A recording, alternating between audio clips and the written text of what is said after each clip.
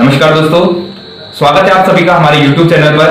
और आज हमारे बीच मौजूद है सीए हिमांशु गर्ग। इनसे हम चर्चा करेंगे भारत में जो 2020 के बजट के द्वारा नई टैक्स रिजीम को लागू किया गया है उसको लेकर के विभिन्न करदाताओं के मन में काफी सारा कंफ्यूजन है कि क्या उन्हें नई टैक्स, क्योंकि ये जो टैक्स रिजीम है ये वैकल्पिक है, तो क्या उन्हें ये नई वाली चुननी चाहिए या पुरानी के साथ बने रहना चाहिए। तो सबसे पहले हम सीए हिमांशु गर्ग से जानते हैं कि जो नई टैक्स रिजीम है क्या ये सभी करदाताओं पर लागू होती है या किसी विशेष प्रकार के करदाताओं से इसका संबंध है।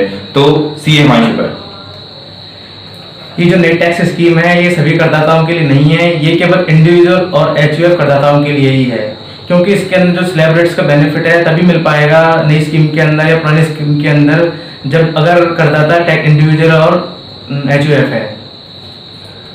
जी सर, धन्यवाद। और ये दूसरा जो प्रश्न करदाताओं के मन में उठता है वो ये है कि ये जो टैक्स रिजीम है क्या इसमें जो मिलने वाले फायदे हैं वो सभी के लिए, जैसे क्या क्लियर कट हम ये कह सकते हैं कि नई टैक्स रिजीम में चले जाना चाहिए या फिर ओल्ड टैक्स रिजीम के साथ बने रहना चाहिए। ये कैसे पता लगेगा किसी भी करदाता को कि उसे उसके लिए नई टैक्स रिजीम जो है वो फायदेमंद होगी या ओल्ड टैक्स रिजीम फायदेमंद होगी। तो इस पर थोड़ा सा आप प्रकाश डालिए।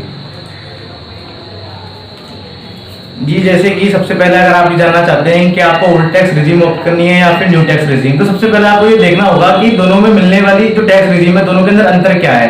तो सबसे पहले जो ओल्ड टैक्स रिजीम थी उसके अंदर करदाता को बहुत सारी डिडक्शंस मिलती थी, एग्जेम्पशंस मिलती थी, जिसके कारण उसको बहुत सारे डॉक्यूमेंटेशंस भी रखने पड़ते थे। जिसके साथ साथ उसकी जो टैक्स की लायबिलिटी थी वो भी कम हो जाती थी। लेकिन जो नई टैक्स रिजीम है उसके अंदर बहुत सारे डिडक्शंस है, मेनली जो जनरली टैक्स पेयर्स के द्वारा बिल की जाती है उन सब डिडक्शंस को हटा दिया गया है। और सारी की सारी एग्जम्पशंस जो हैं, सारी तो नहीं बोल सकते, मतलब जो जनरल सारी एग्जम्पशंस हैं, सारी जनरल डिडक्शंस हैं, सारी की सारी हटा दी गई हैं। तो अगर कोई भी करदाता अगर नई टैक्स रिजीम को अगर वो ऑप्ट करता है तो सबसे पहले उसको मिलने वाली डिडक्शंस या एग्जम्पशंस नहीं मिल पाएंगी। और अगर कोई ओल्ड टैक्स रिजीम को अगर वो चूज करना चाहता है तो उसके अंदर उसको सारी की सारी जो डिडक्शंस हैं और एग्जम्पशंस हैं सारी की सारी बाकायदा मिलती रहेंगी सारी की सारी। जी सर, जैसा कि सर ने बताया कि जो ओल्ड टैक्स रिजीम है उसमें जो डिडक्शंस है वो मिलती थी और उनका बेनिफिट ओल्ड टैक्स रिजीम में मिलता था। लेकिन आप सर ये बताइए कि मतलब आप कोई एग्जांपल देकर के इस तरह से हमारे दर्शकों को बताइए कि जिससे जो करदाता उसके मन में स्थिति क्लियर हो सके कि उसकी पर्टिकुलर इनकम पर किस तरह से उसको क्या बेनिफिट्स ओल्ड टैक्स रिजीम में मिल सकते हैं और क्या बेनिफिट्स न्यू टैक्स रिजीम में, एक कंपैरिजन करके सर बताइए। अगर अपन ओल्ड टैक्स रिजीम ऑप्ट करते हैं तो उसके अंदर अपन को जैसे एचआरए की एग्जम्पशन हो जाती है। अपन को अगर कोई सैलरी वाला बंदा है तो उसको स्टैंडर्ड डिडक्शन जो 50,000 तक की अलाउड है वो मिल जाती थी। इंटरेस्ट की डिडक्शन जो अपन हाउसिंग लोन होता है उसके ऊपर जो इंटरेस्ट की डिडक्शन होती थी वो मिल जाती थी। प्रिंसिपल रीपेमेंट, एलआईसी, मेडिकल वगैरह बहुत सारी ऐसी चीजें जिनकी अपन को एग्जम्पशन मिल जाती थी।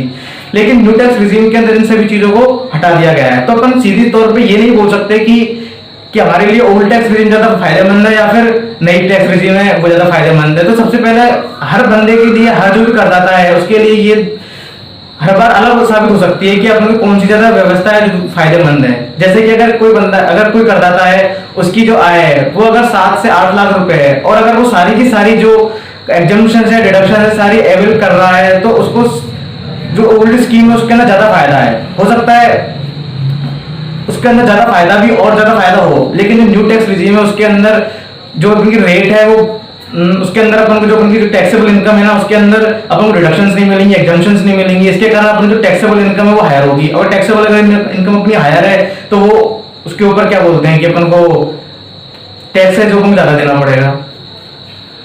जी सर, आप एक बार ये भी बताइए कि किस प्रकार से जैसे जो ओल्ड स्लैब थी वो क्या थी और जो न्यू स्लैब है उसमें क्या अंतर है, क्या विशेष बात क्या है। जो न्यू स्लैब, न्यू रिजीम में जो स्लैब जारी की गई है उनमें क्या अंतर है पिछली वाली टैक्स रिजीम की तुलना में। जो ओल्ड टैक्स रिजीम थी उसके अंदर बेसिकली 3 रेट थी, 5%, 20% और 30%। अगर किसी की आय, जो करदाता है वो अगर 60 साल से कम उम्र का है तो अगर उसकी आय अगर 2,50,000 तक है तो उसकी जो टैक्सेबल इनकम वो 0% थी। फिर 2.5 लाख से लेके टैक्स की रेट वो 0% थी और 2.5 लाख से 5 लाख तक की आय पर उसका 5% और 5 लाख से 10 लाख पर 20% और 5 लाख से 10 लाख पर 20% और 10 लाख के बाद 30%। लेकिन जो न्यू टैक्स रिजीम है उसके अंदर हर 2.5 लाख के ऊपर 5% की दर से अपनी जो टैक्स की रेट है वो बढ़ा दी गई है। तो 0 से लेकर 2.5 लाख तक 0%, 2.5 लाख से 5 लाख तक 5%, 2.5 लाख तक बढ़ाकर 15 लाख तक 30%, उसके बाद मोर ओवर 30% ही रेट अपनी चलती जाएगी। तो बेसिकली दोनों रेट में भी यही डिफरेंस है। जी सर, ये वाली बात तो अपन ने क्लियर करी कि ओल्ड टैक्स स्लैब में और न्यू टैक्स स्लैब में जो दोनों रिजीम में क्या अंतर आया है। सर जैसे कोई करदाता है, अब उसके पास में इतनी टेक्निकल जानकारी नहीं है कि वो किस रिजीम में उसको फायदा होगा, तो सर इसकी कैलकुलेशन के लिए क्या वो कोई प्रोफेशनल हेल्प ले सकता है, या फिर इनकम टैक्स एक्ट की जो मतलब इनकम टैक्स डिपार्टमेंट है उनकी ओर से भी क्या इस बारे में कोई व्यवस्था की गई है? कृपया उसके बारे में बताइए। जी, दोनों ही ऑप्शंस हैं। अगर करदाता है, अगर वो दोनों ही ऑप्शन दे सकता है, चाहे तो किसी प्रोफेशनल की हेल्प भी ले सकता है, और चाहे तो अगर कोई है करदाता, वो चाहे कि खुद ही अगर वो जानना चाहे इस चीज को लेकर, तो जो इनकम टैक्स की जो वेबसाइट है उसके ऊपर भी एक यूटिलिटी है जिसके ऊपर जाके वो दोनों टैक्स के अंदर कंपैरिजन कर सकता है कि उसके कौन सी जो है टैक्स रिजीम उसके लिए ज्यादा बेनिफिशियल है। हाँ, बेसिकली डायरेक्ट नहीं बोल सकते उसके लिए, लेकिन वो और अंदाजा लगा सकता है इस चीज का कि उसके लिए कौन सी जो टैक्स रिजीम है वो ज्यादा बेनिफिशियल है। जी सर, बहुत बहुत धन्यवाद आपका। आज आपने जो दोनों टैक्स रिजीम थी उनके बारे में, जो करदाताओं के मन में बहुत सारे जो सवाल है, उनके मन में जो कंफ्यूजन है, उसको काफी हद तक क्लियर करने का प्रयास किया है। तो दोस्तों, हमारे साथ थे सी हिमांशु गर्ग, जिन्होंने करदाताओं को जो इस समय पर जो ये दोनों टैक्स रिजीम में जो प्रॉब्लम आ रही थी उसके बारे में उन्होंने थोड़ी जानकारी हमारे साथ में दी है। और आपका बहुत बहुत धन्यवाद इस वीडियो को देखने के लिए। आप आपके सुझाव कमेंट बॉक्स में जरूर भेजिए, ताकि हम आने वाले वीडियोस में आपके जो सुझाव हैं उनसे और बेहतर बना सकें। अगर आपको इससे संबंधित या किसी अन्य टॉपिक से संबंधित कोई भी प्रश्न है, कोई क्वेरीज है, तो आप उन्हें हमें कमेंट बॉक्स में लिखकर जरूर भेजें। बहुत बहुत धन्यवाद। हरे कृष्णा।